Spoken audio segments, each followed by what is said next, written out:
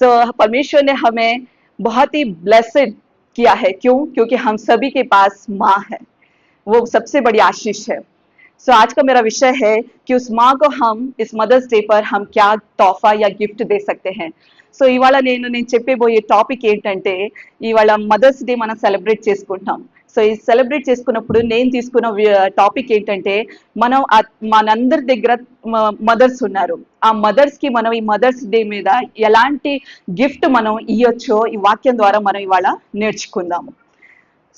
परमेश्वर का प्रेम ही है जो सबसे बड़ा है. अगर धरती पे अगर परमेश्वर के प्रेम के बाद अगर कोई महान प्रेम है, वो है माँ का प्रेम. आप पूछेंगे कि क्यों? क्योंकि 9 महीने माँ जो है हमें कैरी करती है, हर एक दर्द को सहती है और दर्द के साथ ही बच्चे को पैदा करती है. जब मेरा भी जब डिलीवर्ड हुआ था तो बहुत सारे पेन को मैंने भी सफर किए थे. हर एक माँ सफर करती है और बच्चे को पैदा करती है और उस बच्चे को बड़े करने में भी बहुत सारे सैक्रिफाइस करती है, अपने आप को भी वो खो देती है, बहुत सारे स्ट्रगल्स फेस करती है, उसे पाल पोसती है, बड़ा करती है, उसे प्रोटेक्ट करती है और दी बेस्ट तरीके से उसे प्रेम करती है. और मैं भी परमेश्वर का धन्यवाद करती हूँ कि परमेश्वर ने मुझे भी आत्मिक माँ दिया है, जो मेरी माँ भी मुझे सिखाती है परमेश्वर में कैसे बढ़ना है. और आज ही मैं डर रही थी वचन लेने के लिए, तो मेरी माँ ने मुझे एंकरेज किया, जब परमेश्वर अपॉर्चुनिटी देता है उसे हमें यूज करना है. తల్లి గురించి ఇవాళ మనం నేర్చుకుంటున్నాము, తల్లికి మనం ఎలాంటి గిఫ్ట్ ఇవ్వాలని. మనం అందరం తల్లి గురించి తెలిసి ఏంటంటే, తల్లి మనల్ని చాలా కష్టపడి మనల్ని పెంచుతుంది. ది బెస్ట్ ఏదైతే ఉందో మనల్ని ప్రేమిస్తుంది, మనల్ని ప్రొటెక్ట్ చేస్తుంది, తన మనల్ని నాకు కూడా అంత ఇదిగా తెలుగు రాదు, బట్ మీరు నా తెలుగుని अंडरस्टैंड చేసుకోవాలి. अगर हम बाइबल में भी देखें बहुत सारे लीडर्स को हम देखते हैं, अगुवे को हम देखते हैं जो ऐसे ही अगुवे नहीं बने हैं, उनके पीछे उनकी माँ है, उनकी माँ की प्रार्थनाएं हैं, उनकी माँ की शिक्षाएं हैं. हमने अभी वर्शिप मैसेज में हमने सीखा था सैमुअल, वो आगे जाके एक बहुत बड़ा भविष्यवक्ता बनता है. कैसे वो ऐसे ही भविष्यवक्ता नहीं बन गया, लेकिन उसके पीछे उसकी माँ थी, उसकी प्रार्थनाएं थी. मूसा को हम देखते हैं, मूसा इजरायलियों का एक बहुत बड़ा वो लीडर बना, वो उनको मिस्र से लेकर कनान ले जाता है. तो ऐसे ही वो नहीं लेके गया, ऐसे ही वो जाकर फिरौन के सामने नहीं खड़ा हुआ, लेकिन उसके पीछे उसकी माँ की प्रार्थना थी, उसकी माँ की शिक्षाएं थी. वैसे ही हम देखते हैं एक तिमोथी जो यंग पास्टर था, उसकी नानी लोइस और उसकी माता यूनिके उसके विश्वास के द्वारा उसने उन्हें बड़ा किया, उसको देखा, तो वो आगे जाकर वो कलीसिया का एक अच्छा अगुआ, जवान अगुआ बनता है. अगर हम वर्ल्ड में देखें तो हाँ, आप सभी को पता होगा वो सुनैना वेस्ली जिसके 19 बच्चे थे, 19 बच्चे थे, वो हर एक बच्चे के ऊपर हाथ रखकर प्रार्थना करती थी. और जब वो बड़े होते हैं तो एक बच्चा जो है वो मेथोडिस्ट चर्च का फाउंडर बनने पाता है, और दूसरा बच्चा जो है वो बहुत सारे गानों को लिखने वाला बनता है.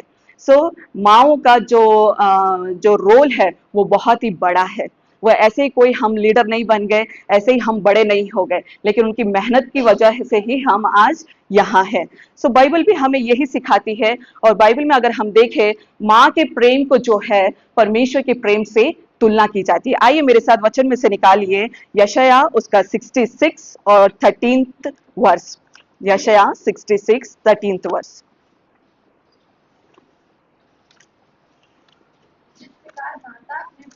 शांति देती है, वैसे ही मैं भी तुम्हें शांति दूंगा, तुमको यरूशलेम ही में शांति मिलेगी. यहाँ अगर हम वचन में देखेंगे तो वचन में स्पष्ट रूप से लिखा है कि जिस प्रकार माता अपने पुत्र को शांति देती है, वैसे ही मैं भी तुम्हें शांति दूंगा. यहाँ माँ के प्रेम को जो है वो परमेश्वर अपने प्रेम से तुलना कर रहा है. इवन दो परमेश्वर का प्रेम सबसे बढ़कर है, लेकिन फिर भी हम यहाँ एक कंपैरिजन को देखते हैं. सचमुच में जब हमारी माँ हमारे पास में रहती है तो हम एक कंफर्ट को हम महसूस करते हैं. वो कंफर्ट दुनिया में और कहीं नहीं है. जब माँ हमारी रहती है पास में तो हम सब कुछ भूल जाते हैं, टेंशन फ्री होकर हम बैठते हैं, किसी भी बात की हमें टेंशन नहीं रहता जब हमारी माँ मेरे पास रहती. इवन दो भले ही मैं भी एक माँ हूँ, मेरे भी 2 बच्चे हैं, लेकिन फिर भी मुझे ऐसा लगता है अगर मेरी माँ मेरे पास है तो सब कुछ है. मुझे एक बड़ी शांति शक्ति मुझे महसूस होती है। सो वैसे ही मैं यहाँ आज हम जब मदर्स डे पर हम बात कर रहे हैं कि हम माँ को कौन सा गिफ्ट या क्या गिफ्ट दे सकते हैं, तो मैं उस गिफ्ट की बात नहीं कर रही हूँ जो टाइटन रागा वॉच देने की गिफ्ट की बात नहीं कर रही हूँ, या फिर एक अच्छी साड़ी जो फिनिक्स मॉल खुला है इंदौर में नया नया, हम गए थे घूमने, बहुत ही सुंदर है, वहां से एक अच्छी महंगी साड़ी खरीद कर देने की बात नहीं कर रही हूँ। लेकिन कुछ लोग ऐसे भी हैं जो लेके आके देते हैं और माँ के फेस में देख लिया उन्होंने कि एक अच्छी स्माइल है, तो वो सोचते हैं कि चलो मेरा रिस्पांसिबिलिटी हो गया, माँ खुश हो गई, और सब कुछ वो भूल कर सब झाड़ कर चले जाते हैं। మీన్స్ ఈ మంచి పిల్లలు ఎలా ఉన్నారంటే తల్లిని తల్లి కోసం ఒక చైర్ తీసుకొస్తారు, లేకపోతే టైటన్ రాగా వాచ్ తీసుకొచ్చి నా నా రెస్పాన్సిబిలిటీ అయిపోయింది అని దులిపేసుకుని వెళ్ళిపోతారు, మర్చిపోతారు, తర్వాత ఇంకా తల్లిని పట్టించుకోరు. కానీ మన వాక్యం అది మనల్ని నేర్పించట్లేదు. वाक्य में नेतृत्व यहाँ बैठे हम सभी बच्चे भी हैं, वर्किंग पीपल भी हैं, जॉब भी करने वाले लोग हैं, और हाउसवाइफ भी हैं, हम माँ भी हैं, और बिजनेस पीपल भी हैं, और कुछ स्टूडेंट्स भी हैं। हम सभी को आज जो परमेश्वर का वचन जो हमें सिखा रहे हैं वो है 4 गिफ्ट्स। पहला गिफ्ट जो हमें आज मदर्स डे पर, केवल मदर्स डे पे नहीं, लेकिन हमें जिंदगी भर अपनी माँ को या फिर अपने पिता को जो हमें देना है वो 4 गिफ्ट। पहला गिफ्ट मेरे साथ निकालिए वचन में से निर्गमन की पुस्तक उसका 20वां अध्याय और उसका 12वां पद। निर्गमन की पुस्तक उसका 20वां अध्याय और 12वां पद। तू अपने पिता और अपनी माता का आदर करना, जिससे जो देश तेरा परमेश्वर यहोवा तुझे देता है उसमें तू बहुत दिन तक रहने पाए। సో వాక్యంలో నుంచి మనం చూద్దాము, నిర్గమకాండము 20వ అధ్యాయము 12వ వచనం. అక్కడ మనకి ఏం చెప్తుందంటే తల్లిదండ్రులని మనం ऑनर सम्मानम చేయాలి. सो यहाँ हमें वचन सिखाता है कि माता पिता का हमें आदर करना है. सो यहाँ हर एक बेटा है, बेटी है, और जो हमें फर्स्ट गिफ्ट जो हमारी माँ को हमें देना है वो है आदर करना. पहला गिफ्ट आदर करना, रेस्पेक्ट करना, ऑनर करना. और ये परमेश्वर का जो है एक महान आज्ञा है जो एक साड़ी से बढ़कर है और एक घड़ी से भी बढ़कर है, जो परमेश्वर का वचन हमें कहता है कि हमें अपनी माता और पिता का आदर करना है. ऐसे ही यही सेम वर्ड्स को हम इफिसियों की पुस्तक उसका 6वां अध्याय 1 से लेकर 3 तक में भी हम देखते हैं. इफिसियों की पुस्तक 6वां अध्याय 1 से लेकर 3. प्रभु में अपनी माता पिता से आज्ञा नहीं बनी, क्योंकि वो खुशी है अपनी माता और पिता का आदर कर। पहली आज्ञा है उसके साथ प्रतिज्ञा भी है कि तेरा भला हो और तू धरती पर बहुत दिन तक जीवित रहे। हे बच्चों वालों, अपने बच्चों को रिस्क न दिला, परंतु प्रभु की शिक्षा और चेतावनी देते हुए उनका पालन पोषण करो. సో ఇంకో వాక్యం కూడా మనం చూద్దాము. ఇఫిసియోకి రాసిన పత్రిక 6వ అధ్యాయము 1 నుంచి 3 దాకా మనం చూద్దాము. సో అక్కడ కూడా మనం ఏం చూస్తామంటే మన తల్లిదండ్రుల్ని మనం సన్మానించాలి. అదొక మొదటి ఆజ్ఞ అని అక్కడ రాస్తుంది, ప్లస్ ఒక ప్రామిస్ కూడా. సో 10 परमेश्वर ने हमें इजराइलियों को कितनी आज्ञाएं दी है? 10 आज्ञाएं दी है. अगर आप ध्यान से पढ़ेंगे उन 10 आज्ञाओं में ये पहली आज्ञा है जो आज्ञा के साथ प्रतिज्ञा है. सो वहां प्रतिज्ञा क्या है यहाँ पे भी हम देखते हैं, यहाँ लिखा है कि दूसरे पद में अपनी माता और पिता का आदर करना, यह पहली आज्ञा है जिसके साथ प्रतिज्ञा भी है. प्रतिज्ञा क्या है? तीसरा पद कि तेरा भला हो और तू धरती पर बहुत दिन तक जीवित रहे. हम अपने जीवन में हम सभी चाहते हैं कि हम बहुत बड़ा लंबा जीवन जिए, और उस लंबे जीवन में हमें किसी प्रकार की कोई टेंशन ना हो, किसी प्रकार का कोई स्ट्रेस ना हो, और चाहे हम जो कुछ भी करें उसमें सब कुछ हमारा भला हो. चाहे वो हमारा कैरियर हो, चाहे वो हमारा शादी हो, या फिर कोई हमारा जॉब हो, सब चीजों में हम क्या चाहते हैं? भलाई को चाहते हैं. तो यहाँ एक वचन में यहाँ एक सीक्रेट मैजिक फॉर्मूला क्या है? अगर हम अपने जीवन में बहुत लंबा जीना चाहते हैं और हम हर एक चीजों में भला चाहते हैं, तो यहाँ एक सीक्रेट मैजिक फॉर्मूला ये है कि हमारे माता पिता का हमें आदर करना है. तब परमेश्वर हमसे प्रतिज्ञा कर रहा है कि वो हमारा भला करेगा और हमें बहुत दिन तक इस धरती पर जीवित रखेगा. ఇక్కడ దేవుడు మనకి ఆ ఆజ్ఞతో పాటు మనకి ప్రామిస్ కూడా ఏమి ఇస్తున్నాడంటే మన తల్లిదండ్రుల్ని మనం సన్మానిస్తే ఆయన మనల్ని బ్లెస్ చేసే దేవుడు.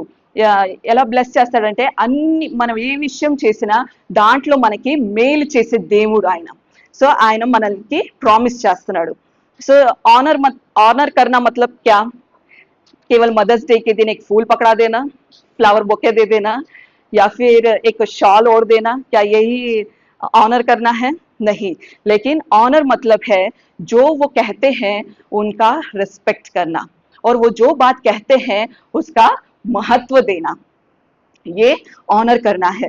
सो पहला गिफ्ट हमने ये सीखा कि हमारी माँ को जो पहला गिफ्ट हमें देना है एज अ डॉटर या एज अ सन, बेटी हो या फिर बेटा हो, हमें उन्हें देना है वो है ఆదర్ करना है. पहला गिफ्ट ఆదర్ करना है. तो మొదటిగా మనం నేర్చుకుంది ఏంటంటే మన తల్లిదండ్రుల్ని సన్మానించాలి, అప్పుడే దేవుడు మనల్ని బ్లెస్ చేస్తాడు. दूसरा दूसरा हम देखेंगे दूसरा गिफ्ट. सो मेरे साथ निकालिए नीति वचन उसका पहला अध्याय 8वां पद और 9वां पद. नीति वचन उसका पहला अध्याय 8वां और 9वां पद. हे मेरे पुत्र, अपने पिता की शिक्षा पर कान लगा और अपनी माता की शिक्षा को ना तज, क्योंकि वे मानो तेरे सिर के लिए शोभायमान मुकुट और तेरे गले के लिए कंठमाला होगी. यहाँ दूसरा गिफ्ट जो है वो अपनी माता की शिक्षा को हमें तजना नहीं है, मीन्स सुनना है. जो भी हमारी माँ या फिर हमारे पिता जो कह रहे हैं उनकी हमें सुनना है. आपको क्या लगता है, सुनना डिफिकल्ट है या फिर बोलना डिफिकल्ट है? सुनना डिफिकल्ट है. सो परमेश्वर को भी पता है कि हम जो मनुष्य हैं वो कैंची के समान हमारी जबान चलती है. इसलिए परमेश्वर ने अपने वचन में पहले से ही हमें चिता दिया. याकूब की पत्री उसका 1 अध्याय और 19वां पद. याकूब की पत्री उसका 1 अध्याय 19वां पद. సో రెండో మాట మనం నేర్చుకుంటున్నాం ఏంటంటే ఇక్కడ हे मेरे प्रिय भाइयों, यह बात तो जान लो, हर एक मनुष्य सुनने के लिए तत्पर और बोलने में जोर से धीमा हो. सो परमेश्वर ने पहले से ही वचन में लिख दिया है कि हमें सुनने में कैसा रहना है, तत्पर रहना है, तेज स्पीड, और बोलने में धीमा स्लो. लेकिन हम क्या मनुष्य रिवर्स करते हैं, हम ज्यादा बोलते हैं और कम सुनते हैं. इसलिए अक्सर जब हमारी माएँ हमारे पीछे लगी रहती है कि बेटा वो करो ये करो ध्यान से संभल कर, तो कहते हैं क्या मम्मी बार बार कहती ही रहती हो, तुम चुप नहीं बैठती हो, मुझे पता है मेरा जीवन है, मुझे हैंडल करना आता है करके हम ये बातें कहते हैं. लेकिन वचन ये हमें नहीं सिखाता है. वचन हमें सिखाता है कि हमें अपनी माता की शिक्षाओं को तजना नहीं है, अपने पिता की शिक्षा पर हमें जो है కాన్ లగానా హై. సో రెండో మాట మనం ఏం నేర్చుకుంటున్నామంటే సామెతలు 1వ అధ్యాయము 7వ వాక్యం మనం నేర్చుకుంటున్నాం ఏంటంటే మన తల్లి ఏదైతే మనకి శిక్షణ ఇస్తుందో ఆ శిక్షని ఎప్పుడు కూడా మనం మర్చిపోకూడదు. ఆ శిక్షని మన తల్లిదండ్రులు ఏమైతే చెప్తున్నారో అది మనం వినాలి. రెండో గిఫ్ట్ మన తల్లికి మనం ఈ మదర్స్ డే పర్ యా లైఫ్ లాంగ్ మనం ఇచ్చే ఒక రెండో గిఫ్ట్ ఏంటంటే మన తల్లి ఏదైతే చెప్తుందో అది మనం చెవు పెట్టి వినాలి. सो या सुनना मतलब क्या, एक कान से सुनना दूसरे कान से निकाल देना नहीं. सुनना मतलब सुनना है और उसके अनुसार करना है. लिसनिंग प्लस ओबीडियंस दोनों इंपॉर्टेंट है. जब तक हम सुनेंगे नहीं तो हम करेंगे भी नहीं, और सुनकर अगर हम छोड़ रहे हैं उसका कोई भी महत्व नहीं है, क्योंकि हर कोई वही करता है, सुनता है और छोड़ देता है. हम यहाँ बैठे हैं वचन को सुनते हैं और बाहर जाके फिर हम अपना मन मर्जी करते हैं, उससे परमेश्वर की महिमा नहीं होती.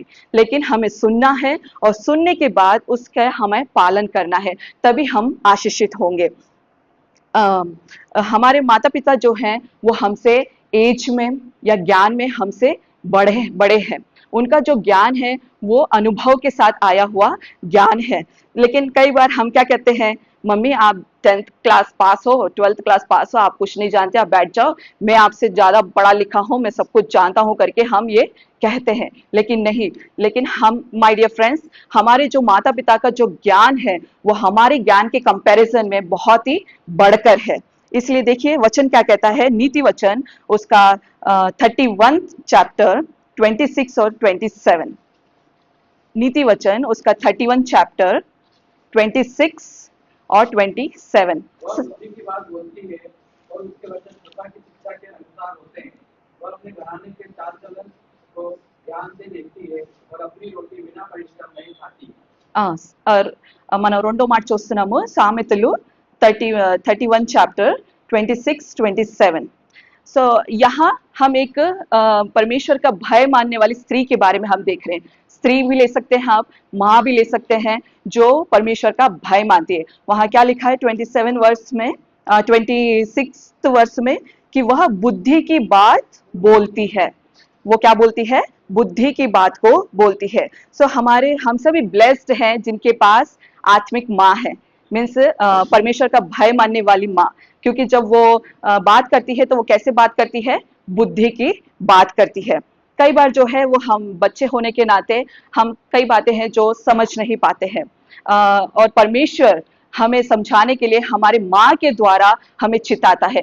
जैसे सपोज कोई विपत्ति हम पर आने वाली हो या कोई डेंजर हमारे पास आने वाला हो, तो वो हमारे माँ के द्वारा ही हमें वार्न करता है कि बेटा संभल जाओ करते। लेकिन हम क्या, हमारी माँ के आवाज को हम नेग्लेक्ट करते हैं, इग्नोर करते हैं। तो हमें ध्यान देना है कि जब हमारे माँ या पिता हमें अगर कोई एडवाइस दे रहे हैं, इंस्ट्रक्शन दे रहे हैं, तो हमें सुनना है, क्योंकि परमेश्वर जो है वो उनके द्वारा हमें चिताता है या फिर उनके द्वारा हमसे बात करता है। 27 वर्ष में भी अगर हम देखें तो वहां लिखा है कि वह अपने घराने के चाल चलन को ध्यान से देखती है। अभी अंकल ने भी वही सेम बात कही थी कि वो जो माँ है वो सब कुछ देखती है, सब कुछ जानती है कि उसका बेटा क्या कर रहा है, उसकी बेटी क्या कर रही है। वो हम नहीं समझ पाते और हमें ऐसा लगता है कि उनको कुछ भी नहीं पता है, लेकिन हमारी ये गलती है कि हम ये सोचते हैं उनको सब कुछ पता रहता है, वो देखती है। क्योंकि कई बार हम ये भी बोलते हैं कि मैं फोन में लगा हूं तो उनको क्या करना, मैं फोन में किससे बात कर रहा हूं तो उनको क्या करना है, मैं कहाँ जा रहा हूं तो उनको क्या करना। नहीं, लेकिन जो भय मानने वाली जो स्त्री है, जो भय मानने वाली जो माँ है, वो हमेशा जो है वो देखती है कि उसके बच्चे क्या कर रहे हैं, और वो निश्चिताती भी है, क्योंकि ये उसकी जिम्मेदारी है कि उसके बच्चे जो है वो राइट ट्रैक पर है कि नहीं है। सो ये हमें दूसरी बात ये हमें सीखने को मिलती है कि जो माँ को आज हमें देना है दूसरा तोहफा, वो है हमें जो वो एडवाइस देते हैं, जो इंस्ट्रक्शन हमें देते हैं, उन्हें हमें सुनना है। और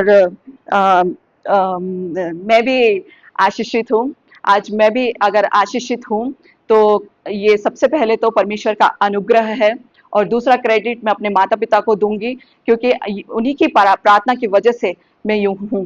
क्योंकि मैंने भी कहीं ना कहीं उनके एडवाइस को मैंने लिया है, उनकी बातों को मैंने सुना है, इसलिए परमेश्वर ने मुझे आशीषित किया है करके ये मैं गर्व के साथ कह सकती हूँ।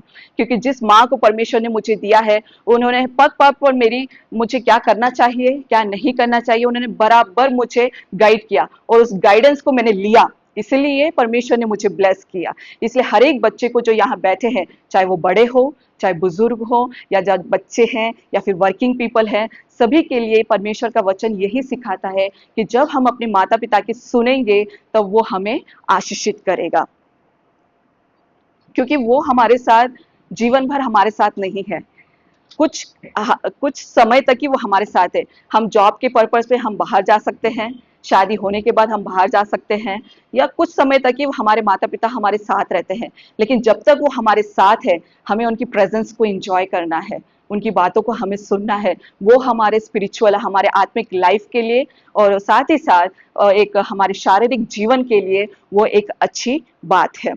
సో మన రెండో మాట మనం ఏం నేర్చుకున్నామంటే, మన తల్లికి ఇచ్చే రెండో బహుమానం, మనం ఆ తల్లి చెప్పే ప్రతి మాటని మనం వినాలి. ఇక్కడ మనకి ఎందుకంటే మన ఆత్మిక్ తల్లి, స్పిరిచువల్ మదర్ మనకి ఎప్పుడైనా కూడా తన నోరు తెరిస్తే విజ్డమ్ మాటలే మాట్లాడుతుంది. సో తను ఎప్పుడైతే మనకి విజ్డమ్ మాటలు మనకి చెప్తుందో అది మనం వింటే దేవుడు మనల్ని బ్లెస్ చేస్తాడని మనం రెండో మాట నేర్చుకుంటున్నాం. సో తీసరి బాత్ కో హమ్ సీఖేంగే, तीसरी बात को हम तीसरा गिफ्ट जो हम अपनी माओ को दे सकते हैं वो क्या है? तीसरा गिफ्ट मेरे साथ निकालिए नीति वचन उसका 23 चैप्टर वर्स 22। नीति वचन సామెతలు 23 चैप्टर वर्स 22 మూడో మాట। अपने जन्माने वाले तुझे सुनना, और जब तेरी माता पूरी हो जाए तब भी उसे तुच्छ न जानना। हाँ, सो तीसरी बात या तीसरा गिफ्ट जो हमें माओ को देना है वो है care for them, love them, यानी उसकी उनकी देखभाल करना है और उनसे ప్రేమ్ करना है. మూడో గిఫ్ట్ మనం మూడో బహుమానం మన తల్లికి ఇచ్చే బహుమానం ఏంటంటే మూడోది మన తల్లిని ప్రేమించాలి ప్లస్ వాళ్ళని ఒక కేర్ केयर చేయాలి, వాళ్ళని केयर చేయాలి प्लस लव చేయాలి. सो बाइबल में एक बहुत ही अच्छा एग्जाम्पल एक बेटे का जिसने अपने जीवन के अंत तक प्रेम किया, वो कोई और नहीं, वो यीशु मसीह ही है, जो कलवरी क्रूज के ऊपर भी उन्होंने अपनी माँ को नहीं छोड़ा. और जब कलवरी क्रूज के ऊपर भी जब वो अपने दर्द में थे, दर्द सह रहे थे, सब बातों को सह रहे थे, तब भी उनके दिमाग में कौन था? उनकी माँ थी. हमने अभी गुड फ्राइडे के दिन हम सीखा कि कलवरी क्रूज के ऊपर 7 बातों को परमेश्वर ने कहा और 7 बातों में से एक बात जो है उन्होंने अपनी माँ के लिए कहा, और वो क्या है? भूल गए?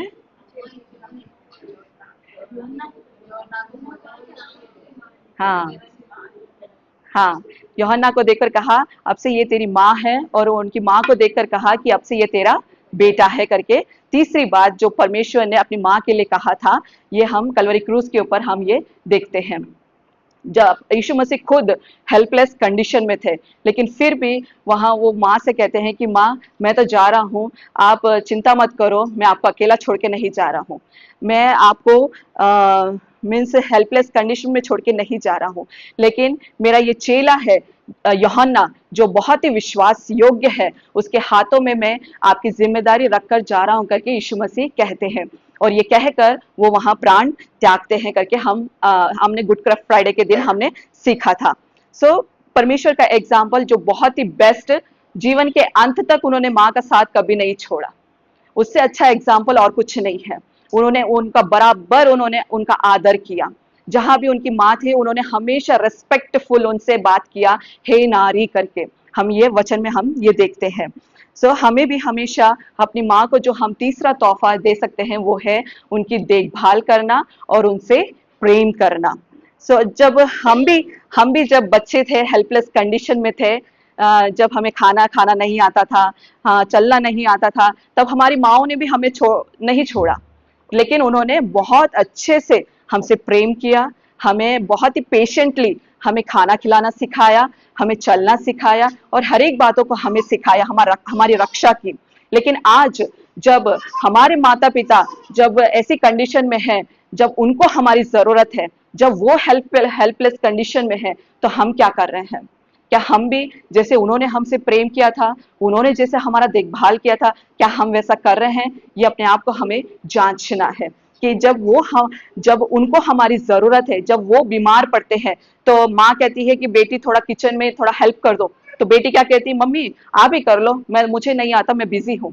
बेटा से अगर पापा कहे कि थोड़ा बाहर से सामान ला दो, तो बेटा कहे मैं एक गवर्नमेंट ऑफिसर हूँ, आप क्या समझते हो मेरे बारे में, मैं एक हाँ बिजी हूँ, मैं एक डॉक्टर हूँ, इंजीनियर हूँ, आप मुझे कह रहे हो कि मार्केट में जाकर सामान लाने के लिए, ऐसे कहते हैं. लेकिन हमारे माता पिता ने कभी हमारे साथ ऐसा बर्ताव नहीं किया. तो यह वचन हमें सिखाता है कि हमें उनकी देखभाल करना है और उन्हें, या वचन में लिखा था ना, हमने पढ़ा था कि जब तेरी माता बूढ़ी भी हो जाए तो उसे तुच्छ ना जानना. सो ट्रू लव अगर हम देखें तो वो शब्दों से नहीं आता, केवल माँ से कह देना कि mummy I love you, I care for you, I respect you, ये सच्चा प्रेम नहीं है. सच्चा प्रेम वो है जो यीशु मसीह ने हमारे लिए किया. वो भी स्वर्ग में आराम से बैठकर वो भी कह सकता था कि मेरे बच्चों आई लव यू, मैं तुम्हारे पापों को क्षमा कर देता हूँ, वो भी ये कह सकता था. तो क्या हम सब यहाँ बैठते ऐसे वर्शिप करते, ऐसे वचनों को सीखते? नहीं. लेकिन उन्होंने हमारे सामने एक एग्जाम्पल को रखा कि वो खुद स्वर्ग को छोड़कर, वो खुद यूहन्ना 3:16 में जैसे लिखा है कि उन्होंने अपने इकलौते पुत्र को भी नहीं छोड़ा और हमारे लिए दे दिया, ताकि मैं और आप बच जाए और मैं और आप अनंत जीवन पाए. तो परमेश्वर भी आराम से रह सकता था, लेकिन उसने ऐसा नहीं किया, लेकिन एक सच्चे प्रेम को उसने एक्शन के द्वारा किया. सो परमेश्वर हमसे भी यही चाहता है कि हम भी जो है केवल ऊपरी रूप से, ऊपरी मुंह से हम I love you, I care for you ऐसा ना कहें, लेकिन कैसे हमारा जो वो प्रेम जो है, सच्चा प्रेम, वो एक्शन के साथ हो, वो काम में हम दिखाएं. సో మూడో మాట మనం నేర్చుకుంటున్నాము, మన దేవుడు కూడా కల్వరి క్రాస్ మీద ఉన్నప్పుడు తన తల్లిని మర్చిపోలేదు. తన తల్లి కోసం తన ఒక రెస్పాన్సిబిలిటీ తన శిష్యుకి ఇచ్చి తను వెళ్ళిపోతాడు. సో దేవుడు అదే మనతో కూడా కోరుకుంటుంది ఏంటంటే, మనం కూడా మన తల్లిదండ్రుల్ని ప్రేమించాలి, వాళ్ళకి కేర్ చేయాలి, మనం మర్చిపోకూడదని దేవుడు ట్రూ లవ్ మన మాటల ద్వారా ప్రేమిస్తాం కాదు, కానీ మన యాక్షన్ ద్వారా మనల్ని మన తల్లిదండ్రుల్ని ప్రేమించాలని దేవుడు మనల్ని నేర్పిస్తున్నాడు. आजकल के कुछ बच्चे ऐसे भी हैं जो अपने आप को समझते हैं वेल एजुकेटेड, रिच, तो अपने माता पिता को वो बिजी हैं इसलिए अपने माता पिता को ओल्ड एज होम में छोड़ देते हैं. और कुछ बच्चे ऐसे भी हैं जो धन संपत्ति मिलने तक अपने माता पिता का केयर करते हैं, प्रेम करते हैं और उसके बाद उन्हें छोड़ देते हैं. लेकिन वचन हमें ये नहीं सिखाती. वचन हमें सिखाता है कि हमारे माता पिता जब बुजुर्ग भी हो जाए हमें उनका देखभाल करना है, उनसे प्रेम करना है. इस विषय में मुझे मेरे पति की बात एक बहुत ही अच्छी लगती है. मेरी शादी को भी 8 साल हो गए हैं, ये 9वां साल चल रहा है. मेरे पति ने कभी भी उनकी माँ को एक तरह से मुझे एक तरह से नहीं देखा. हमेशा जहां उनको प्रेम करना चाहिए था उनको प्रेम किया, उनके साथ रहे, और जहां मुझे सपोर्ट करना है, मुझे प्रेम करना है, उन्होंने बराबर किया. ये मैं अपने पति में मुझे बहुत ही एक अच्छी क्वालिटी मुझे लगती है. और मैंने भी कभी ये नहीं कहा कि तुम अपनी माँ को छोड़कर आ जाओ मेरे पास ही रहो, मुझसे ही प्रेम करो. मैंने भी कभी नहीं कहा, क्योंकि वचन हमें ये सब नहीं सिखाता है. तो यहाँ बैठी बहुओं से भी मैं ये कहूंगी, बेटियों से भी ये कहूंगी, जब वो ससुराल जाएंगी तो अपनी तुम्हारी हम सबकी सास भी जो है वो हमारी माँ ही है. उन्हें भी हमें वैसा ही देखभाल करना है, वैसा ही प्रेम करना है, चाहे वो कैसे भी हो. आप कह सकते हो दीदी मेरी सास ऐसी है, वैसी है, खड़ूस है, वो है, ये है, लेकिन नहीं, मेरी सास भी वैसी ही थी, खड़ूसी थी. वो सबकी सास खड़ूसी रहती है. लेकिन परमेश्वर का वचन हमें क्या सिखाता है कि खड़ूस सास को हम अपने प्रेम से हमें बदलना है, हमारी प्रार्थनाओं से हमें बदलना है. सो मेरी सास भी आज मुझसे प्रेम करती है, मेरे साथ है. वो अभी कुछ दिन पहले उन्होंने अपना शादी की सालगिरह सेलिब्रेट किया, तो वो दुखी हो रही थी कि तुम नहीं हो करके. वो मुझे अपना राइट हैंड मानने लग गई. वो कैसे हुआ क्योंकि हमने उनके लिए प्रार्थना किया, मैंने उनके प्रति प्रेम दिखाया, इसलिए वो बदली आज. तो मैं ये सभी से मैं कहना चाहती हूँ यही कि हमें उनका देखभाल करना है, चाहे वो कैसे भी हो. वो आपके प्रेम को देखकर बदलेगी एक दिन, वो आपकी प्रार्थनाओं को देखकर बदलेगी एक दिन, और आपके इंपॉर्टेंस को वो जानने पाएगी. तो तीसरी बात जो हमने सीखा वो है कि हमें उनका देखभाल करना है और उनसे प्रेम करना है. तो अब तक हमने 3 बातों को हमने सीखा कि हमारी माँ को हमें 3 गिफ्ट क्या देना है. फर्स्ट, आदर करना है. दूसरा, सुनना है उनके एडवाइस को, उनके इंस्ट्रक्शंस को, क्योंकि परमेश्वर उनके द्वारा हमसे बात करता है. और तीसरा, उनका केयर करना है और उनसे प्रेम करना है. आखिरी और चौथा गिफ्ट जो हमें उन्हें देना है वो है नीति वचन 23 चैप्टर वर्स 25. नीति, तेरे माता पिता आनंदित और तेरी जननी मगन हो. हाँ, सो वचन में क्या लिखा है कि हमारे माता पिता जो है हमारे कारण आनंदित हो, तेरी जननी मगन हो. तो चौथा गिफ्ट जो हमें अपनी माँ को देना है वो है खुशियां हमें उन्हें देना है, आनंदित करना है. కై బార్ నాలుగో మనం మూడో మాట నేర్చుకుంది ఏంటంటే మన తల్లిదండ్రుల్ని మనము ప్రేమించాలి, ప్లస్ వాళ్ళని కేర్ చేయాలి. తర్వాత 4గో మాట మనం ఏం నేర్చుకుంటున్నామంటే సామెతలు 23 చాప్టర్ వర్స్ 25, మనం తల్లిదండ్రులకి మనం సంతోషంని ఇవ్వాలి. कई बार हम पेरेंट्स को हम ये प्रार्थना रिक्वेस्ट देते हुए हम देखते हैं कि मैं अपनी बेटी से दुखी हूँ, मेरे बेटे से मैं खुश नहीं हूँ, ऐसी बातों को हम सुनते हैं. सो हम अपने पेरेंट्स को कैसे हम खुशी दे सकते हैं? आप क्या सोचते हो, कैसे हम उन्हें खुश कर सकते हैं? अच्छा पढ़कर, स्टूडेंट्स अच्छा पढ़कर, बच्चे अच्छा पढ़कर. अब जब हम अच्छा पढ़ेंगे तो हमारे माता पिता के लिए वो खुशी का कारण होगा. क्या हम फेल होकर उनको खुशी दे सकते हैं? नहीं. इसलिए जो परमेश्वर का भय मानते हैं उन्हें हमेशा ये ध्यान रखना है कि हमें परमेश्वर के लिए एक अच्छी गवाही को रखना है, अपने माता पिता का सर ऊंचा करना है, हमें वैसा हमें पढ़ना है, ताकि हमारे माता पिता को उसके द्वारा खुशी मिले. दूसरा हम उन्हें कैसे खुशी दे सकते हैं? एक अच्छे आत्मिक जीवन को जीकर, गॉडली लाइफ को जीकर, और जब हमारी अच्छी टेस्टमनी होगी, अच्छी गवाही होगी, तो दूसरे लोग आकर बोलेंगे, वाह आपकी लड़की तो बहुत ही अच्छा है, अच्छा डिसिप्लिन अनुशासित है, अच्छा आत्मिक जीवन को जी रही है, प्रभु का भय मानती है, आपका लड़का बहुत ही अच्छा एग्जाम्पलरी जीवन को जी रहा है, अच्छा पढ़ रहा है करके जब दूसरे लोग आकर अपने आपके माता पिता से जब आपकी गवाही देंगे तो उन्हें बहुत ही खुशी मिलेगी। वो खुशी कहीं नहीं है जब वो देखेंगे कि मैंने बहुत ही मेहनत करके बहुत दर्द लेकर अपने बच्चे को पैदा किया है और आज वो एक अच्छी पोजीशन पे है, जब लोग आकर कह रहे हैं कि आपका बच्चा वाव, तो वो माता पिता के लिए खुशी का कारण बनता है। कि मेरे भी 2 बच्चे हैं, वो माँ का असली मीनिंग मुझे तभी समझ में आया, पहले भी समझ में आया लेकिन और अच्छी गहराई में समझ में आया जब मैं माँ बनी, क्योंकि माँ बनना कोई आसान नहीं है। और मुझे ये लगता है कि बच्चे कोई भी पैदा कर लेगा, लेकिन असली चैलेंज वो है जब बच्चों को प्रभु में और उसकी शिक्षाओं में बढ़ाना, वो ज्यादा इंपॉर्टेंट है, मैं ये सोचती हूँ।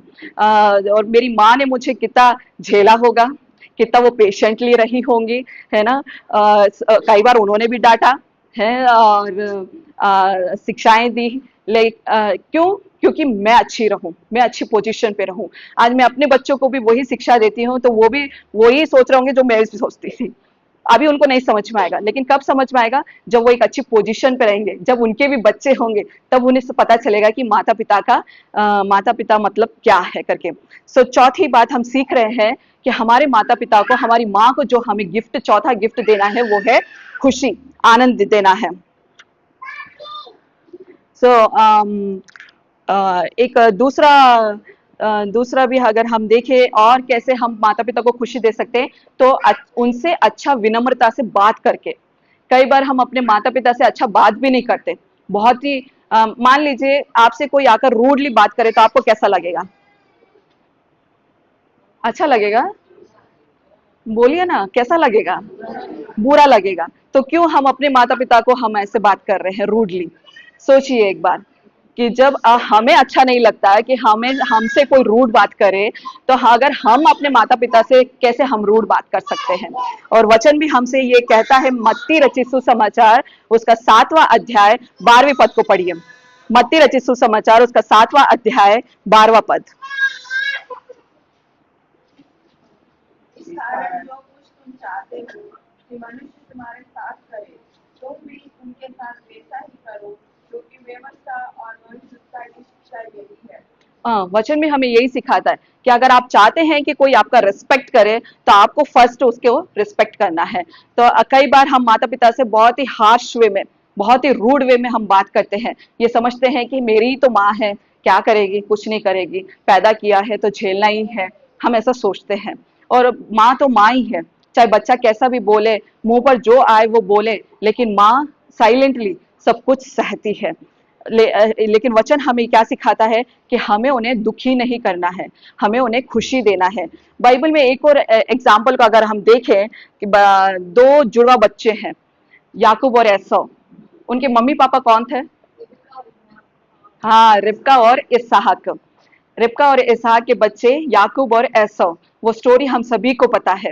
याकूब को आशीषें मिलती है और एसौ जो है वो आशीषों को खो देता है, और वो जाकर अन्य जाति स्त्री, हित्ती स्त्रियों से वो विवाह करता है, जो परमेश्वर का भय नहीं मानती, जिसके कारण उसके माता पिता को जो है वो मन में बहुत ही दुखी होते हैं। ये हम वचन को हम पढ़ेंगे, जेनेसिस उत्पत्ति उसका 26 अध्याय 34 और 35। उत्पत्ति उसका 26th चैप्टर वर्सेस 34-35।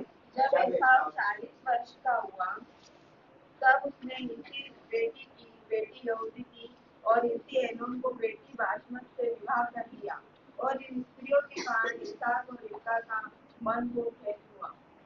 हाँ, वचन हमें ये क्लियरली बताता है कि वहां रिबका और इसहाक को क्या खुशी मिली?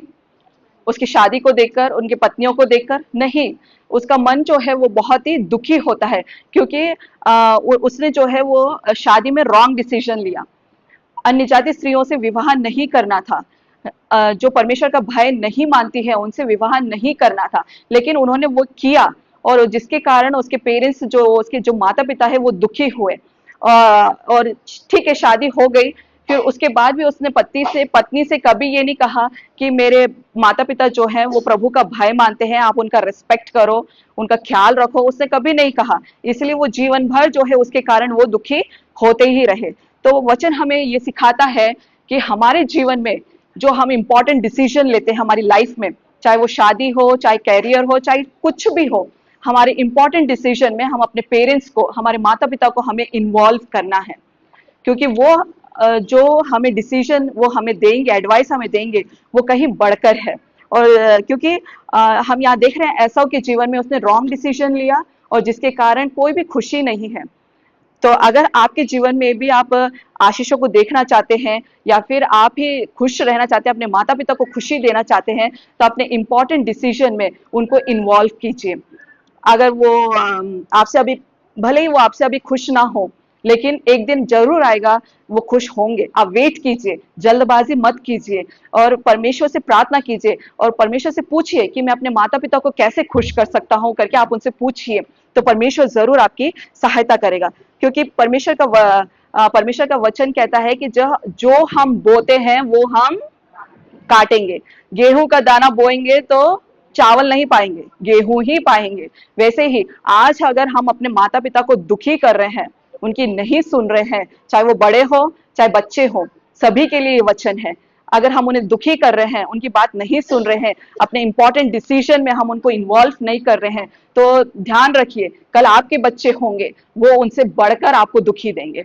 जो आज आप कर रहे हो उससे डबल वो करेंगे। इसलिए सावधान, अपने आप को हम जांचेंगे। अगर कहीं भी हम ऐसी गलतियां कर रहे हैं, माता पिता को दुखी कर रहे हैं, तो आज हम अपने आप को जांचते परखते हुए वचन के अनुसार हम भी क्षमा मांगेंगे। और इस मदर्स डे पर हम अपने माँ के लिए जो बहुत ही बहुमूल्य गिफ्ट, 4 गिफ्ट के बारे में हमने ये सीखा। पहला गिफ्ट, हमें उनकी आदर करना है। दूसरा गिफ्ट, और उनकी हमें सुनना है। वो जो कुछ भी कहते हैं, जो एडवाइस देते हैं, हमें उनकी सुनना है। तीसरा हमने ये सीखा, उनका देखभाल करना है, उनसे प्रेम करना है। और चौथा आखिरी गिफ्ट ये हमने सीखा, उन्हें हमें खुशी देना है। हमें प्रार्थना करना है कि हम उन्हें कैसे खुशी दे सकते हैं, ये हमें सोचना है। उनको कैसे हम आनंदित कर सकते हैं, क्योंकि अब वो हमें बड़ा कर रहे थे तो उन्होंने बहुत समस्याएं उठाई। कई बार शायद उन्होंने अपना खाना आपको दिया होगा, कई बार वो सोए नहीं, आपको सुलाया होगा, बहुत उन्होंने दुख उठाया। तो अब हमारी बारी है कि हमें उन्हें वो खुशी देना है, वो आनंद देना है। तब अल्टीमेटली किसकी महिमा होगी? परमेश्वर की महिमा होगी। जब वचन के अनुसार हम जिएंगे, हम ये करेंगे, हमारे माता पिता को हम आदर देंगे, उनकी खुश करेंगे, तो परमेश्वर हमको देखकर खुश होगा और उसकी महिमा हमारे जीवन के द्वारा होगी। सो परमेश्वर हमारी सबकी सहायता करे, इन 4 बातों का अपने जीवन में हम ये करें और परमेश्वर आप सभी को आशीषित करे। थैंक यू मुझे ये अपॉर्चुनिटी देने के लिए। और वालिस अंकल का भी मैं बहुत ही धन्यवादित हूँ, उन्होंने मुझे ये अवसर दिया। पहली बार था उनके सामने बोलना। हमेशा से यही इच्छा रही कि वालिस अंकल की तरह ही मुझे भी बुलंद आवाज में बोलना है, हमेशा परमेश्वर के लिए डट के खड़े रहना है। हमेशा मेरी यही इच्छा रही और परमेश्वर ने सचमुच में वैसे ही मुझे अवसर दिया, इसलिए धन्यवाद।